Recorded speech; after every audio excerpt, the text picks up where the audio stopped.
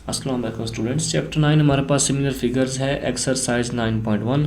First question है, ये दो क्यूब शेप्स आपके पास गिवन होंगी क्वेश्चन में और आपने फाइंड क्या करना है, find whether the solids are similar और नॉट। हमने बताना है कि ये दो जो शेप्स हैं ये सिमिलर हैं या नहीं है, एक जैसी हैं या नहीं है। यानी कि अगर ये क्यूब है तो ये भी क्यूब है या नहीं है। ठीक है, ये होता है सिमिलर कि अगर ये क्यूब है तो ये भी क्यूब है, तो ये सिमिलर है। अगर ये क्यूब है और ये ट्राइंगल है या कोई और चीज़ है तो ये सिमिलर नहीं है। दो चीज़ें होते हैं हमारे पास, एक होता है सिमिलर और एक होता है इक्वल। सिमिलर मीन्स कि एक जैसे होने चाहिए और इक्वल मीन्स के बराबर। अब हमने यहाँ ये नहीं बताना कि ये इक्वल हैं या नहीं है, हमने सिर्फ इतना कि सिमिलर हैं या नहीं है। यानी कि ये अगर क्यूब है तो ये भी क्यूब होना चाहिए, उससे चाहे छोटा हो या बड़ा हो लेकिन क्यूब होना चाहिए, तो वो हम कहेंगे सिमिलर है। उसके लिए अब अगर ये हमारे पास कह लेंगे ये इसकी लेंथ है, ये विड्थ है और ये हाइट है, ये इस तरह कर लेंगे, ये जो है इसकी हाइट है, ये इसकी जो है लेंथ है और ये विड्थ है। इस तरह इसकी भी इस तरह होगी, तीन चीज़ें होंगी क्यूब की। जिस तरह कमरा होता है ना, क्लासरूम होता है हमारे पास, तो उसकी लेंथ, विड्थ और हाइट होती है, तो ये तीन चीज़ें होंगी। अब इसमें आपने क्या करना है, the length of the sides, तीनों को हमने लेंथ कह ली, length of the sides are in correspondence, कि इसकी जो ये लेंथ है ये 4 है, इसकी क्या है 6, तो इसको हम लिखेंगे 4/6। अब इसकी ये क्या है 3 है और इसकी ये साइड कितनी है 4.5, तो ये आ जाएगा 3/4.5। अब इसकी ये जो बेस है या जो भी इसके लेंथ के हैं या विड्थ के हैं, ये क्या है 5 है और ये क्या है 7.5, तो ये आ जाएगा 5/7.5। तो 4/6 तो मैंने कट कर लिया, 2 2 4, 2 3 6, 2/3। इसी तरह जब आप इसको डिवाइड करेंगे कैलकुलेटर पे 3/4.5, तो वो इस तरह बनेगा। 4.5 को 45/10 लिख सकते हैं, 10 ऊपर जाएगा तो ये हो जाएगा 30/45। इसको अगेन 15 से डायरेक्ट कर दूं मैं तो 15 2 और 15 3, तो इसका आंसर भी क्या आता है 2/3 आता है। इसी तरह 5/7.5 है, इसको डिवाइड करेंगे तो इसका आंसर भी क्या आ जाएगा 2/3 आ जाएगा। ये कुछ इस तरह बन जाएगा हमारे पास। 5/7.5 है तो पॉइंट ख़त्म करेंगे 75/10, 10 को ऊपर ले जाएंगे तो क्या हो जाएगा 50/75। अब यहाँ 25 से 25 2 50, 25 3, तो ये भी 2/3 आ गया। अब ये तीनों अगर इक्वल आ रहे हैं, सेम आ रहे हैं, तो इट मीन्स कि ये जो है जो दोनों फिगर्स थे ये क्या थे हमारे पास सिमिलर हैं, और अगर इक्वल नहीं है तो सिमिलर नहीं होंगे। अब ये दोनों इक्वल आ गए तो हम लिख देंगे हैंस क्यूबॉइड्स जो हैं वो क्या बस क्या है सिमिलर है। अब ये नेक्स्ट दो फिगर हैं, अब इसमें भी हमने बताना है कि ये दो सिमिलर हैं या नहीं है। अब ये हमारे पास राइट एंगल ट्राइंगल है और ये भी है, सब दोनों है। अब इसमें हमारे पास क्या है, इसकी जो ये बेस है, ये इसकी बेस है। तीन चीज़ होती है राइट एंगल में, बेस, परपेंडिकुलर और हाइपोटेन्यूज। तो इसकी बेस ये है और इसकी बेस ये है। इसी तरह इस ट्राइंगल की ये परपेंडिकुलर होगी तो इसकी परपेंडिकुलर ये होगी। इसकी हाइपोटेन्यूज ये है ए से सी तक, तो इसकी हाइपोटेन्यूज होगी ये एफ से डी तक, तो उसको मैंने लिख लिया। अब पहली जो ट्राइंगल इसमें क्या है ए बी, इसके ये परपेंडिकुलर मैंने लिया ए बी और इसकी क्या है ई डी, तो A B over E D लिख दिया। अब इसकी क्या है बी सी, ये बेस इसकी है, इसकी क्या है E F, B C over E F, ये एफ ई लिख सकते हैं। उसके बाद ये ए सी इसकी साइड है हाइपोटेन्यूज की, इसकी क्या है एफ डी, तो ए सी ओवर एफ डी मैंने लिख दिया। अब यहाँ वैल्यूज पुट कर लें, ए बी की वैल्यू क्या थी 6 थी और ई से डी तक कितनी है आपके पास 10.5। ये फिगर आपके क्वेश्चन में गिवन होगी, ये सारा डाटा गिवन होगा। इस तरह बी सी की वैल्यू यहाँ से 9 सेंटीमीटर और एफ ई या ई एफ वो है 15.75 और ए सी की वैल्यू है 12 और एफ और डी की है 21। तो इसको डिवाइड कर लेंगे कैलकुलेटर पे तो वो आएगा 0.571। इस तरह इनको डिवाइड किया मैंने और इनको, तो तीनों को आंसर क्या आ रहा है 0.5714, तकरीबन तीनों का क्या आ रहा है सेम आ रहा है। तो हम लिख देंगे हैंस ट्राइंगल्स आर सिमिलर। उसके बाद थर्ड क्वेश्चन हमारे पास अगेन वही चीज़ है इसमें भी, लेकिन इसमें थोड़ा सा कंसेप्ट चेंज है। उसमें वो क्या है कि ये ट्राइंगल दो बनी हुई है। अब यहाँ पे ये इसकी बेस है और इसकी बेस ये है, इसकी ये परपेंडिकुलर है और ये इसकी परपेंडिकुलर है, ये इसको हाइपोटेन्यूज कह लें और ये इसकी हाइपोटेन्यूज है। अब इस ट्रायंगल में इसकी बेस, परपेंडिकुलर, हाइपोटेन्यूज तीनों चीज़ें वो क्या हैं गिवन है।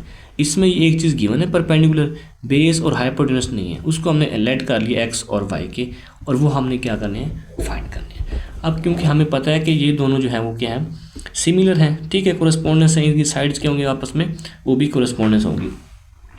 तो इसको मैंने लिख लिया मेजरमेंट डी ई, इसकी जो ये थी परपेंडिकुलर डी ई और इसकी क्या है ए बी, तो ये फार्मूला क्या बन गया इसमें D E over measurement A B, ये इस तरह। उसके बाद इसकी जो साइड है ई एफ इसकी ये वाली बेस होगी, E F over B C equal आ जाएगा, ठीक है। और इसकी जो बनेगी D F over A C, वही जो पीछे वाले क्वेश्चन हमने किया क्वेश्चन नंबर 2 में, तो सेम ये चीज़ हमने लिख लिया। अब डी ई की वैल्यू क्या है 6 है, और ए बी की क्या है यहाँ से आगे 12। ई एफ की वैल्यू नहीं है तो वो हमने क्या एक्स लेट किया था तो एक्स लिख दिया, और बी सी की वैल्यू क्या है 16, वो लिख दिया। अब डी एफ की वैल्यू हमारे पास क्या है वाई है, ये वाई है, और ए सी की वैल्यू क्या है 20, तो वाई बाय 20 लिख दिया। अब ये जो हमारे पास पहली कंडीशन क्या होगी कि हम इन दो को सॉल्व कर लें, एक्स की वैल्यू आ जाएगी, फिर इन दो को सॉल्व करेंगे तो वाई की आ जाएगी। तो पहले इन दो को मैंने सॉल्व किया, 6/12 इज इक्वल टू x/16। तो आप किसी मेथड इसको बेशक क्रॉस मल्टीप्लाई कर दें तो आपका आंसर आ जाएगा। मैंने क्रॉस मल्टीप्लाई कर दिया, 6 × 16 कर दिया इस तरह, और 12 को x से कर दिया, ठीक है, इस तरह बन गया 16 × 6 इज इक्वल टू 12 को x से किया तो 12x आ गया। अब चूंकि यहाँ पे 12x से हमें x फाइंड करना है तो ये आ जाएगा 16 × 6, 12 को यहाँ जाके डिवाइड कर दो, तो 16 को 6 से मल्टीप्लाई करेंगे, जो आंसर है उसको 12 पे डिवाइड करेंगे तो x की वैल्यू क्या आ जाएगी हमारे पास 8 सेंटीमीटर। अब x की वैल्यू 8 आ गई है तो यहाँ मैं 8 पुट कर सकता हूँ, ये बन जाएगा 8/16 और ये बन जाएगा y/20। तो अब इधर से जो है ना हम फाइंड कर लेंगे वैल्यू y की, इसको मैंने 8 लिखा, ये बन गया 8/16 और ये आ गया y/20। अब यहाँ से y की वैल्यू फाइंड करनी है तो अगेन इसको क्रॉस मल्टीप्लाई कर दें, 20 को 8 से मल्टीप्लाई कर दें और 16 नीचे वैसे लिखा रहने दें, 8 को 20 से मल्टीप्लाई करें 160 हो जाएगा, 160 को 16 पे डिवाइड करें तो 10 आ जाएगा। तो y की वैल्यू क्या आ गई 10। हमने x और y की वैल्यूज फाइंड करनी थी, वो हमने फाइंड कर ली। अब ये क्वेश्चन जो आपका बना हुआ है फिगर, इसमें देखिए ये एक आपके पास ये ट्राइंगल है और एक ट्राइंगल ये है, यानी कि ABE है और एक है DCE, इस तरह कह लें, ये दो ट्राइंगल है। अब इसकी जो लेंथ है वो क्या है, ये इसकी जो है बेस कह लें या इसकी परपेंडिकुलर कोई भी कह लें। अब इसकी जो है ये AB है और इसकी क्या है CD है, तो इसका फार्मूला किस तरह बनेगा, मेजरमेंट AB ओवर उसकी कोरस्पॉन्डिंग साइड दूसरे की आपस में क्या होंगी उसमें डिवाइड करनी है, यानी कि इसकी अगर AB इसकी डिवाइड होगी C और D से, और इसकी अब जो है लाइन जो है इसको कह लें अगर बेस तो AE और ये होगा EC। अब इसकी हमने क्या करनी है आगे वैल्यूज पुट कर देनी है, वो हमने लिख दिया x over 1.2 is equal to 7.5/3, उसकी वैल्यूज हमने पुट कर दी हैं। अब हमने x निकालना था तो इस 1.2 को मैं यहाँ ले गया हूँ 7.5 से मल्टीप्लाई कर दिए, 1.2 को 7.5 से मल्टीप्लाई करेंगे और 3 पे इसको डिवाइड करेंगे तो x की वैल्यू आपके पास आ जाएगी 3 सेंटीमीटर। इसी क्वेश्चन का सेकंड पार्ट है, ये इस तरह की आपके पास एक ट्रायंगल गिवन है। अब इसमें दो ट्रायंगल हैं, एक आपके पास ये है स्मॉल वाली, ठीक है, ये जो BEF है, और एक ये बड़ी ट्रायंगल, यानी कि दो बन रही, एक ये लार्ज ट्रायंगल और एक ये स्मॉल। अब इसमें हमने क्या लिखना है, मेजरमेंट CE इसकी ये साइड ओवर EB, इस तरह यहाँ पे इसकी ये साइड क्या होगी FD ओवर FB या BF, जो भी इसको लिख देंगे। अब CE की वैल्यू क्या है, ये देखिए CE यानी कि यहाँ से यहाँ तक डिस्टेंस है, ये जो फासला वो कितना है वो x है, वो x लिख दिया, और E से B कितना है 6, ये जो 6 लिखा हुआ ये यहाँ से यहाँ तक है, E से B तक 6 लिख दिया, और F से D कितना है 3 सेंटीमीटर लिख दिया, और अगेन F से B तक कितना है 8, तो वो मैंने 8 लिख दिया। अब यहाँ पे x फाइंड करना है तो 6 यहाँ पे डिवाइड हो रहा है तो उस तरफ जाकर 6 को मल्टीप्लाई कर देंगे, यानी कि यहाँ पहले था 3/8 था तो 6 को मल्टीप्लाई कर दिया, 3 × 6 डिवाइड बाई 8, तो 3 6 18 आ जाएगा, 18 को 8 पे डिवाइड करेंगे तो x की वैल्यू हमारे पास आ जाएगी 2.25 सेंटीमीटर। नेक्स्ट थर्ड क्वेश्चन जो हमारे पास है उसमें हमारे पास क्या की मैंने देखी, ये एक ट्रायंगल बन रही है CDE कह लें, और एक ये छोटी ट्रायंगल बन रही है। अब ये दो ट्रायंगल क्या हैं आपस में वो कह रहा है कि सिमिलर है, यानी कि तो इसमें क्या लिखेंगे हम, अब ये है CD, ये वाली ट्रायंगल इसकी ये साइड और इसकी ये वाली, यानी कि CD ओवर FG। अब इसी तरह इसकी ये साइड DE और इसकी ये साइड EG, इसकी अब ये साइड नहीं लेनी, ये देखिए इसकी साइड जो कोरिस्पोंडिंग होंगी वो इस ट्रायंगल की इस वाली साइड के जो है वो उसको डिवाइड करेगी, तो 2.5 ये जो इसकी वैल्यू DE ओवर EG। अब CD की वैल्यू हमारे पास क्या थी x, फाइंड करनी है, x लिख दिया। FG की वैल्यू क्या है, F से G 2.1 वो लिख दिया। ED की वैल्यू क्या है, E से D ये है 2.5, और ई जी की कितनी है 2.4। ये सारी वैल्यूज़ हमने लिख दी हैं। अब क्या करना है, हमें एक्स चाहिए, तो 2.1 जो नीचे डिवाइड हो रहा है उसको दूसरी तरफ इक्वल के दूसरी तरफ दे के जाके उसको मल्टीप्लाई कर देंगे। 2.5 मल्टीप्लाई 2.1 ये यहाँ ले जाएंगे, डिवाइड बाय 2.4 वैसे ही मैं लिखा रहता है। अब इन दो को आपने क्या करना है, मल्टीप्लाई करना है और डिवाइड करना है 2.4 पे जो आंसर आएगा। तो फाइनल आंसर हमारा आ जाएगा x इज इक्वल टू 2.18। ये तो इसको 2.18 पढ़ेंगे।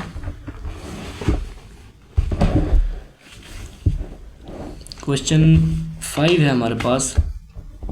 अब ये एक फिगर बनी हुई है, ये देखें, ये जैसे एक सीढ़ी रखते हैं ना हम यहाँ पर, ये अब इसमें जो है एक फिगर आपके पास ये है, ठीक है, एक आपके पास है ये फिगर है बॉक्स रेक्टेंगल या स्केयर बॉक्स कह लेते हैं इसको। एक रेक्टेंगल ये स्केयर बॉक्स है, और एक आपके पास क्या बनेगा, ये आपके पास एक ट्रायंगल बन रहा है और एक ये ट्रायंगल बन रहा है, और इस तरह एक आपके पास ये एक जो है वो लार्ज ट्रायंगल बन रहा है। अब हमने इसमें करना क्या है, अब इसकी जो ये साइड है ये क्या है x है, और इसकी जो ट्रायंगल की ये साइड कितनी है 20, तो x/20। इसी तरह अब इसकी जो है ये कितनी है, यहाँ से यहाँ तक 8 है, और इसकी जो है लार्ज ट्रायंगल की वो यहाँ से यहाँ तक क्या है 16 है। तो x/20 इज इक्वल टू 8/16। इसको अगर आप नाम दे देंगे ए बी सी का तो वो आ जाएगा ए बी ओवर, वो इसको लिख देंगे x/20 इज इक्वल टू 8/16। अब चूँकि हमने x निकालना है तो 20 को वहाँ जाके मल्टीप्लाई कर दें 8 के साथ, 20 ऊपर चला जाएगा ना, तो 20 को 8 से मल्टीप्लाई करेंगे 160 डिवाइड बाई 16, तो 160 को जब करेंगे डिवाइड 16 पे तो हमारा आंसर क्या आ जाएगा x is equal to 10 centimetre. अब क्वेश्चन 6 में अगेन हमारे पास दो ट्रायंगल हैं, एक ये है ए बी सी और एक है डी ई एफ। अब इसकी ये दो वैल्यूज़ गिवन है, ये देखो, और इसकी ये आपने x वाली फाइंड करनी है। तो इसको लिखेंगे किस तरह, डी ई इसकी ये वाली साइड ओवर इसकी वाली इसकी साइड जो उसके कोरेस्पोंडेंस है, D E over A B. अब इसकी जो परपेंडिकुलर वो क्या है ई एफ, और इसकी क्या है बी सी, तो E F over B C. अब वैल्यू पुट करें, डी ई की वैल्यू क्या है 3 सेंटीमीटर, और ए बी की वैल्यू क्या है इसमें, यहाँ से देखें 0.76, यानी कि इसकी इस बेस को आपने इसकी बेस पे डिवाइड करना है, इसके परपेंडिकुलर को आपने इसके परपेंडिकुलर पे डिवाइड करना है। तो ई एफ की वैल्यू क्या है x लिखी है हमने, फाइंड करनी है, और बी सी की वैल्यू क्या है 1.8। अब x निकालना है, तो ये जो 1.8 है इसको यहाँ जाके इस तरफ लेके जाके इसको क्या करेंगे मल्टीप्लाई कर देंगे, तो ये आपका बन जाएगा 3 मल्टीप्लाई 1.8 डिवाइड बाय 0.76। इन दोनों को मल्टीप्लाई करेंगे, जो आंसर आएगा उसको डिवाइड कर देंगे 0.76 पे, तो आपका फाइनल आंसर आ जाएगा x इज इक्वल टू 7.1 आ जाएगा। नेक्स्ट क्वेश्चन 7 है हमारे पास, ये उसकी फिगर हमारे पास गिवन है। आप देखें जी, ये हमारे पास एक ट्रायंगल है। अब इसमें भी देखिए हमारे पास एक ट्रायंगल ये बन रहा है ए सी बी या सी ए बी, ठीक है, और एक हमारे पास ये बन रहा है, और एक जो है ये लार्ज ट्रायंगल है। अब इसमें हमने क्या करना है, वैल्यूज़ फाइंड करनी है एक्स वाई एंड जेड की, यानी कि ये उसने दे दिया, ये जो उसकी परपेंडिकुलर 10 है और ये उसकी जो बेस है वो क्या आपके पास 6 है। ये डिफरेंट चेंज होती रहेंगी जब हम ट्रायंगल चेंज करेंगे। तो यहाँ से आपने एक्स वाई और जेड की वैल्यू क्या करनी है, इसमें आपने फाइंड करनी है। अब जो पहला ट्रायंगल है वो हमारे पास क्या है, ट्रायंगल ए सी डी। ये ट्रायंगल है ए सी डी, इसको ज़रा ध्यान से समझिएगा क्वेश्चन को। एक ट्रायंगल हम ले रहे हैं पहले ए सी डी, इसमें पाइथागोरस थ्योरम लगाया हमने। पाइथागोरस थ्योरम क्या होता है, हाइपोटेनस का square is equal to base का स्क्वायर प्लस परपेंडिकुलर का स्क्वायर। तो इसमें हाइपोटेनस की वैल्यू क्या है 10 है। हाइपोटेनस वो होता है जो 90 डिग्री के बिल्कुल अपोजिट सामने हमारा बन रहा हो, तो वो 10 लिख दिया हमने। और बेस क्या है इसमें, ये बेस हमारे पास क्या आ गया y, और परपेंडिकुलर क्या है इसमें, वो हमारे पास आ गया 6 लिख दिया हमने। 10 का स्क्वायर लिया 100, 6 का स्क्वायर लिया 36, 36 को यहाँ जाके माइनस करें, वो आ जाएगा 64 Y square. Square root apply करें, स्क्वायर रूट से स्क्वायर कैंसिल हो जाएगा यहाँ पे, तो 64 का स्क्वायर रूट लेंगे तो 8 आ जाएगा। वाई की वैल्यू क्या आ गई 8। अब चलते हैं नेक्स्ट ट्रायंगल की तरफ। अब पहले हमने जो यहाँ पे लिखा था ए सी डी, अब ट्रायंगल ले रहे हैं ए सी बी, यानी कि पहले हमने ये वाली साइड इसकी ली थी, ये वाला ट्रायंगल लिया था ए सी डी, अब हम ले रहे हैं ए सी बी। अब अगेन इसमें क्या करना है, इसमें भी फार्मूला हमारे पास वही होगा, पाइथागोरस थ्योरम, हाइपोटेनस का square is equal to base square plus perpendicular का स्क्वायर।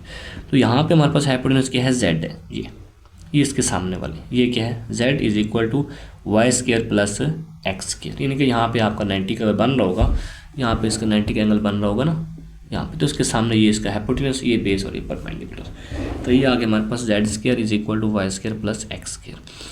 अब वाई स्केयर यानी कि y की वैल्यू थी 8, तो वाई स्केयर क्या हो जाएगा, 8 का स्केयर 64, वो लिख दिया मैंने डायरेक्ट, प्लस एक्स स्केयर। ये इक्वेशन 1 का, इसको अभी यहीं तक हम छोड़ देते हैं, इसको अभी आगे नेक्स्ट स्टेप में करेंगे। उसके बाद ये दो ट्रायंगल हमने कर लिए, एक ये छोटे वाला और एक ये। अब ये जो लार्ज ट्रायंगल था, ये जो कौन सा ट्रायंगल, BAD ये वाला, अब इसको देखना है। अब इसमें जो हमने देखना है, इसकी हाइपोटेनस कौन सी होगी हमारे पास, इसकी हाइपोटेनस होगी ये सारी, ये D से लेकर ये B तक, ये सारी इसकी हाइपोटेनस है, ये इसकी बेस है और ये इसकी क्या है, परपेंडिकुलर है। तो फार्मूला क्या होता है, हाइपोटेनस का square is equal to base का स्क्वायर प्लस परपेंडिकुलर का स्क्वायर। ये मैं अगर यहाँ दोबारा लिख देता हूँ ताकि आप लोगों को इसमें याद रह जाए। ये अब हाइपोटेनस यहाँ पे था, ये वाला था, ये देखें दोबारा ज़रा, ये सारा हाइपोटेनस यानी कि 6B x भी 6 प्लस x, ये सारा इसका हाइपोटेनस, यानी कि इसमें यहाँ से यहाँ तक 6 है और यहाँ से यहाँ तक x था, तो टोटल कितना हो गया 6 प्लस एक्स। तो यहाँ मैंने पुट कर दिया 6 प्लस एक्स, उसका स्क्वायर लगा दिया, इक्वल टू बेस क्या थी z और परपेंडिकुलर क्या था 10 था, तो उसको लिख दिया z स्क्वायर प्लस 10 का स्क्वायर। अब ये जो है 6 प्लस एक्स का होल स्क्वायर, ये a plus B whole square formula open होगा यहाँ पे, यानी कि a का स्क्वायर 6 का स्क्वायर लिया 36 प्लस x का स्क्वायर लिया तो x स्क्वायर, ये बन गया a square plus b square, फिर करेंगे प्लस 2ab, तो उसमें क्या बन जाएगा 2 6 12x।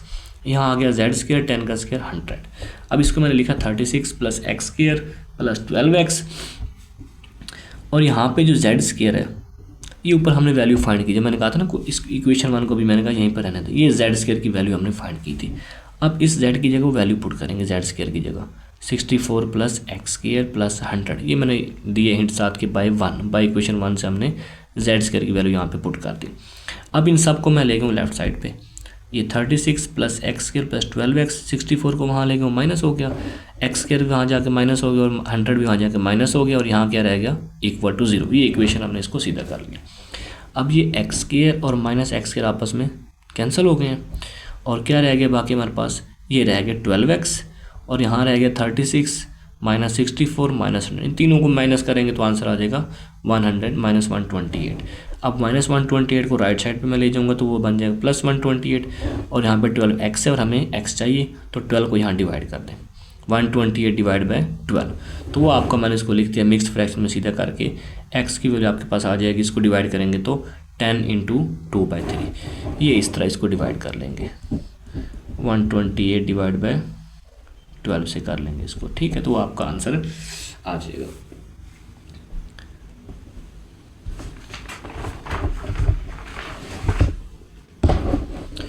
उसके बाद वैल्यू पुट करनी है आपने, put value of x in equation 1, जो हमने इक्वेशन 1 फाइंड की थी ये वाली, इसमें आपने क्या करना है x की वैल्यू पुट करनी है।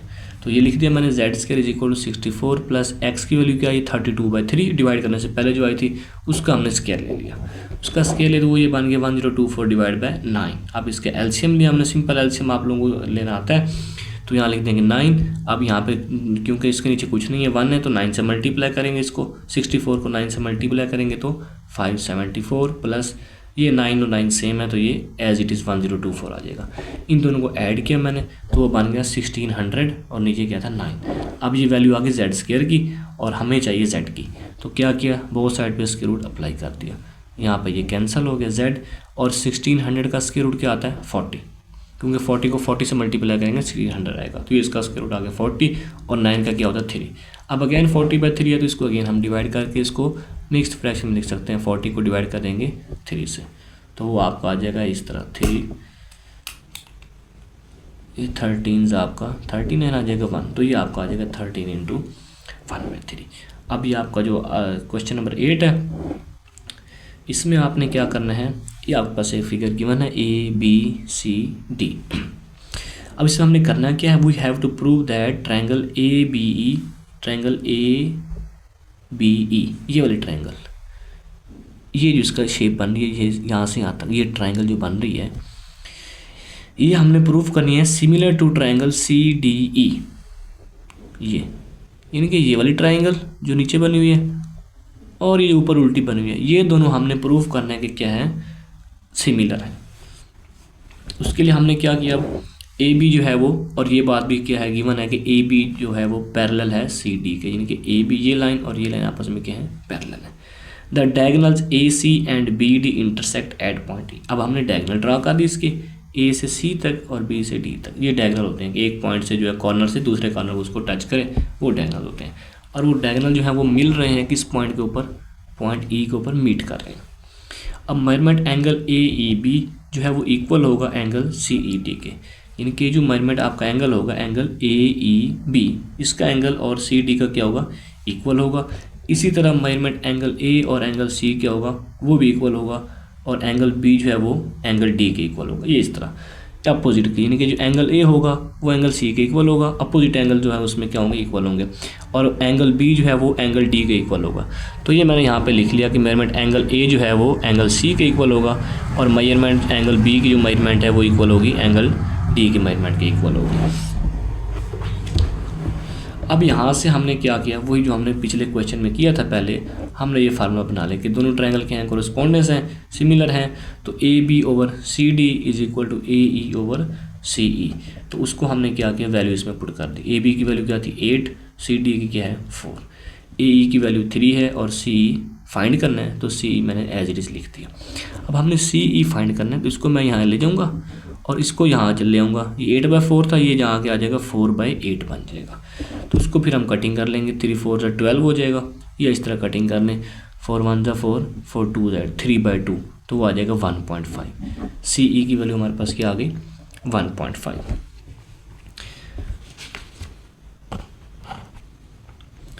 क्वेश्चन 9 है हमारे पास, perimeter of original dodecagon is equal to 72 centimetre.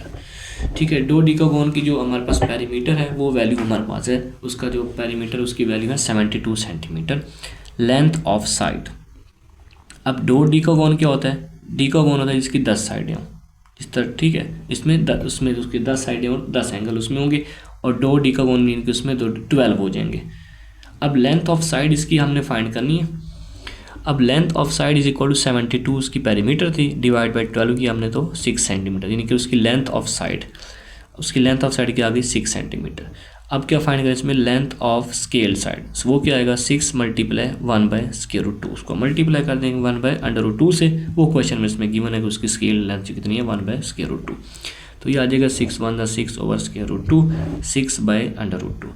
अब √2 को हमने ख़त्म करने के लिए क्या किया, रैशनलाइज किया बाय डिनोमिनेटर, √2 से मल्टीप्लाई और डिवाइड कर दिया, तो ये आ जाएगा 6/√2, और नीचे √2 मल्टीप्लाई √2 या √2, तो वो बनेगा √2 का होल स्क्वायर, और स्क्वायर आपस में कैंसिल हो जाएंगे, तो क्या रहेगा यहाँ पे हमारे पास रह गया 6√2, और नीचे क्या रह गया था 2। अब इसको हमने कटिंग की है, 2 1 जा 2, 2 3 जा 6, तो ये हमारा फाइनल आंसर क्या आ जाएगा 3 रह गया, और यहाँ पे √2, तो ये हमारा फाइनल इसका आंसर आ जाएगा।